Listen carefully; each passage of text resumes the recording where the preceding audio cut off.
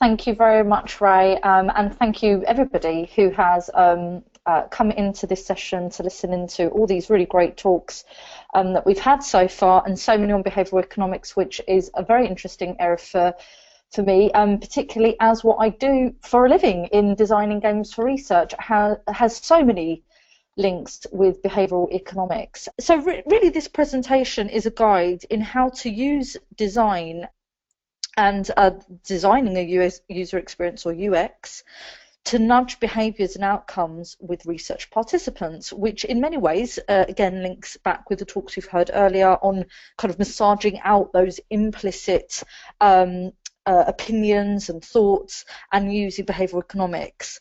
As a designer, I see how a design mindset with research can positively impact how people interact with you and how we can engage people. Design has historically, in my humble opinion, been quite undervalued in the market research industry, so much so that Annie Pettit, one of the thought leaders of our industry, has just released a book called People Aren't Robots, which is all about questionnaire design. So although for the first time in years I'm not presenting directly about games for research, this talk is related to my work in this area, and in many ways very much a research innovation if we think more about innovative approaches in design for data collection. So you might be wondering, what has this got to do with Pokémon Go? So this presentation really should act as a blueprint to help researchers improve their design processes to build engaging survey design outputs that really have the participant in mind while solving our clients' problems. This is applicable for those designing online surveys, online communities, surveys through virtual reality, and of course anybody out there who is trying their hand or wanting to evolve the current methods in game-based research. So I'm using Pokémon Go here as a case study, if you like, to show what happens when you don't necessarily design with the finish line in mind, so we can avoid some of the pitfalls that Pokémon Go has encountered, and learning from their mistakes by identifying where they went wrong. As many of you know, Pokémon Go has been hugely popular. Now, even if you're not a gamer, you're likely to have heard about Pokémon Go from various sources. Pokémon Go's successes have been covered by almost all social media outlets, and even in some highbrow publications like Forbes magazine. So this augmented reality game that came out much earlier this year is where you can collect Pokemon from the real world around you using your mobile, and has been hugely critically acclaimed. But almost as soon as Pokémon Go began to rise in popularity, it began to shrink, losing a quarter of its user base, about 10 million players, within a few months. And this struck so many people in the games industry, and just in general people interested in technology. This struck them as quite surprising given the popularity of Pokémon Go, and not just for the game, but obviously Pokémon Go has been, Pokémon itself has been a game that I remember playing and collecting the cards, and particularly the boys at school when I was in secondary school. So it was very surprising. But using this graph sourced from Apptopia, we can see the huge increase initially in the daily active users, from about 5 million users on the 5th of July to 45 million by the 19th, and then a steady sustained decline. Now, because new markets around the world were releasing Pokémon Go at different times, it's been said by some industry commentators that this could be one of the reasons why the daily active users seems, kind of sustained from about July to mid-August. But still, we can see that even from July, those daily active user numbers slowly decrease. So why? What went wrong? This is a hugely popular game. It's had loads of news coverage every day on Facebook. There was something about Pokemon Go. So what happened? Was it something to do with technical difficulties? Was it accessibility? No, not necessarily. As this chart shows, the decrease in daily active users was due to a lack of engagement. Something that many market researchers may be familiar with, which is why these kind of events like research innovation are so important. And you can see in this graph here that there is a spike in engagement in August 2016, and that was actually due to the game being released in a new market. But we can see that even then, right, so new release has come out, but then again we've got this second red line steadily sloping down, showing a decrease in engagement again. So what has caused this decrease in engagement? Well, in an article from iNewspaper that's known here in the UK, they interviewed some Pokemon Go players who gave some commentary on why they weren't playing the game anymore. And this was really insightful when we're thinking about design. So here are some of the comments that were in this particular article that I'd read. And you can see here that these comments are quite varied. So people are talking about the novelty wearing off. They're commenting that it took too much effort to play the game, that you couldn't really play casually. And if you had lots of time and money potentially to spend, then you would blitz everybody else who maybe didn't have as much time or money to play the game. And one of the things that I'm quite familiar with, because my brother played Pokemon Go, is if you live in countryside, there's nothing to do. My brother does live in quite a rural area, but in cities, Pokemon were rife, and you would have a really fun time collecting all sorts of Pokemon in a city environment. You know, some other comments saying that it was a drain on your phone's battery, and you're finding the same Pokemon over and over again, so nothing really going on, and it would be boring and repetitive. So when we kind of categorize these comments, what does this tell us? Well, it tells us that in many ways the game felt unfair to people. It felt that, you know, people could beat other people who had an unfair advantage. Maybe if they just had more time and they had more money, they could beat other players. And in terms of the design, it clearly didn't have enough bonus features, and that led to boredom and repetition, and going back to that comment earlier about the novelty wearing off. And bonus features are an inherent element of game design, and I've often talked about the importance of bonus features in game-based surveys before. It needed to consider the geography of the players more. So, you know, thinking about those people who are trying to play the game and have as much fun with the game in rural areas as well as those in city areas, and of course the technology could have been considered more, because of course, going back to that comment earlier about it being a drain on battery life. Now, of course, I'm not in the Pokemon Go team. I don't know if much of this design was intended or not, but clearly there's so much that we as researchers can learn. We wouldn't want our participants to give us some of those comments that people have shared about why they were disengaged with the game, and that's not what we want to see in our research. But better design can solve those problems by having the finish line in mind. And one of the quotes that I found particularly interesting from one of the kind of lapsed Pokemon Go players is this on the screen, where they said, as time goes on and the levels go up, you have to click on the point, and it seems to be going on forever. So clearly this is an application that potentially didn't really have a finish line in mind at all, let alone it potentially being considered. So as researchers, let's learn from where Pokemon Go went wrong. Let's think more about how participants are actually accessing our platforms, whether, again, they're virtual reality, game-based surveys, online communities, whatever the format, and not just how they're accessing them from one device, but potentially multiple devices. As we heard from Sue York earlier, more people are using mobile phones for research. We've been hearing that for a long time now. And think about the limitations and the strengths of your participants, and I'll go into that in a slight bit more detail in a moment. Think about the kind of experience that you want them to have as well, and not just during the survey taking bit, but in the lead up to taking part in your survey, in your research, and what happens after. So the whole experience together. and what are the kind of behaviours that you want to drive, and equally, what are some of the typical behaviours of your audience in interacting with your survey, and what are the kind of emotions that you want your participants to feel, and again, before, during, and after your survey taking. So we can learn from games and learn from Pokemon Go.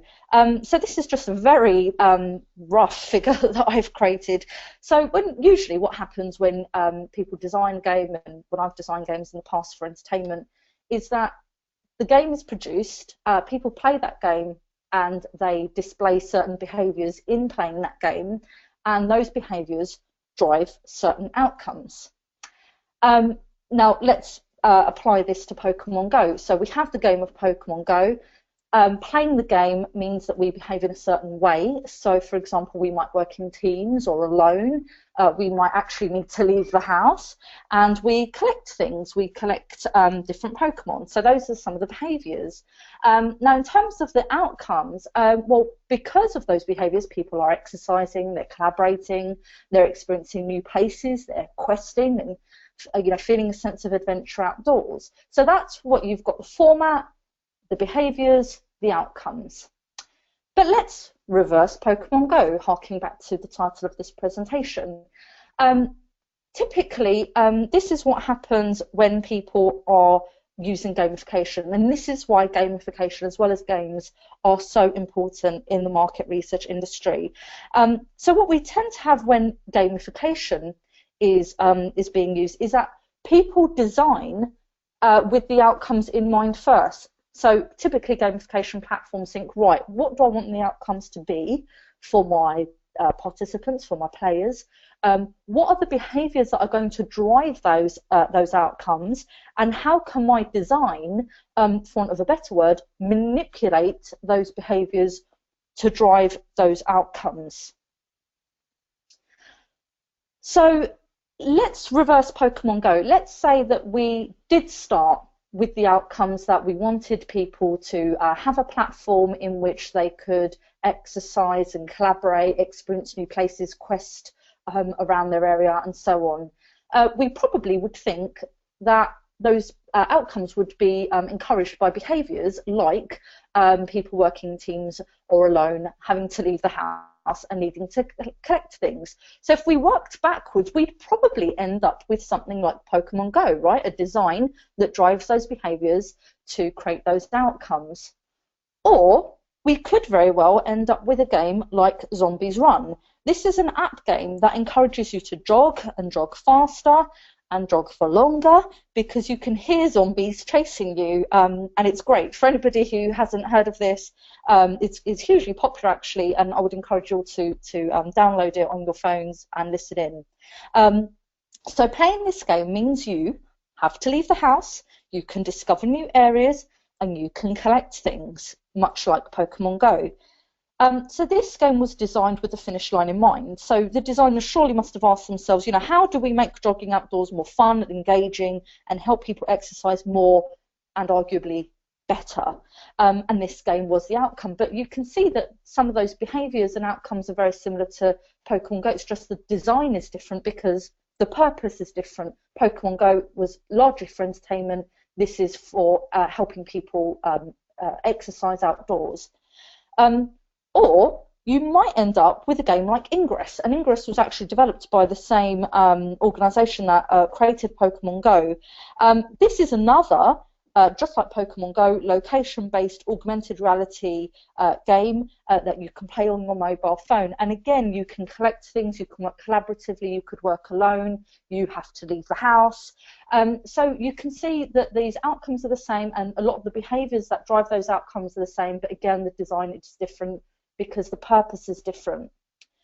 So how do you design with the finish line in mind? So this is something, so the rest of this presentation is really sharing with you a lot about what I do as a designer. So the first thing is really to understand your audience and empathise with them, or AUE, audience, understanding and empathy. So when we're doing a piece of research, we normally do know the ages of our participants and the regions, but there's lots more that we can think about and know to understand who we're trying to engage, like understanding the languages that are spoken by our participants, and even if they might be colourblind. And actually, in a quick search on the internet, I found that 8% of males are colourblind. So if you have males in your audience, you will have people who are colourblind taking part in your survey or virtual reality survey or whatever it might be. But how does understanding these things impact your design? Well, if you know the ages of your participants, they might have different reading and writing abilities, and I certainly know this from a project I did with 7 to 10-year-olds. And the differences in reading and writing ability will absolutely impact the design, because that will impact your font style, your font size, really basic things like that, but will really either engage or disengage an audience. And in terms of the languages spoken by your participants, that makes you understand more about cultural sensitivities, and not just languages in terms of spoken written languages, but even the use of colloquialisms and common phrases. And that could impact, again, in terms of your design, your writing style and your overall tone. With regions, that could impact the participants' ability to access the internet, for example, and if they can access the internet, thinking about the speeds of the internet access, and that could, again, impact your design, the resolution of the graphics that you might use, even the quantity of images and graphics that you decide to use in your piece of research. And harking back to the colour blindness thing, that's a pretty obvious one. You may be changing the colour palette that you use in your piece of research, and I know that this is certainly true of me, where I was doing some designs for a participant audience that were largely male, CIOs, CEOs, and in understanding that there would be some sections of the audience that would be colourblind, I had to go ahead and completely change the colour palette. So it does impact design when you know these things. So what are some of the best ways to really understand your participants and essentially know what makes them tick, so you can design something that will truly engage them while obviously answering the research and business needs of your client? What people do and how they live their lives and what they consume can give us really strong insights to understand what engages them. This is really like cheating. That's how I think of it. I mean, if you were, for example, to pick up a copy of Wired magazine, they know their audience, right? They are the best people to look at if you're perhaps looking at very similar, audiences in terms of age and gender and region, because the way a magazine like Wired or any magazine are laid out, in the fonts that they use, the tone that they use, you can look at that and cheat and be like, okay, so that's what they're going for to engage this particular audience, and you can take heed from that as a designer for your research. So it gives, so these are clues really. So what magazines they read, what newspapers do your audience read, if any, what TV shows or films might they watch, what books might they read. Think about trying to understand some of their hobbies and interests as well. What jobs do they have? What kind of lifestyles do they lead? What music do they listen to? And I do this with my own research game designs whenever I'm about to do a storyboard. Actually, before I even start storyboarded or brainstorming the initial game idea, I might go out and buy the magazines that I know that that these participants will likely read. I might visit websites that they visit. I might even, in some cases, take part in online forums related to subjects that I might know are important to the audience. Really try to get in their mindset, know what makes them tick. Because when we understand what engages an audience, we can then confidently design and apply what I call SIMC, SIMC, smart intuition and meaningful creativity, where your intuition about what will engage an audience will be smartened up by doing your research first, as per the previous slide, in really understanding your audience. So you might have an idea in mind of what will engage your participants, but doing your background research, and gaining insights, if you like, on who they are will give you that smart intuition of what to design and how to design. And in terms of meaningful creativity, that's just about applying that knowledge and applying that creativity in a meaningful way, so that you are never designing for design's sake, but designing with function, so that your design cues can maneuver behaviours to drive certain outcomes, such as relevant participant emotions, so we can see how emotions drive choices, going back to some of what we heard today on implicit behaviours and behavioural economics, encouraging participant loyalty, and so on. So I hope this has helped listeners out there in learning a little bit more about how to design with the finish line in mind and creating engaging survey formats. And I'm happy to answer any questions from the audience. And over to you, Ray.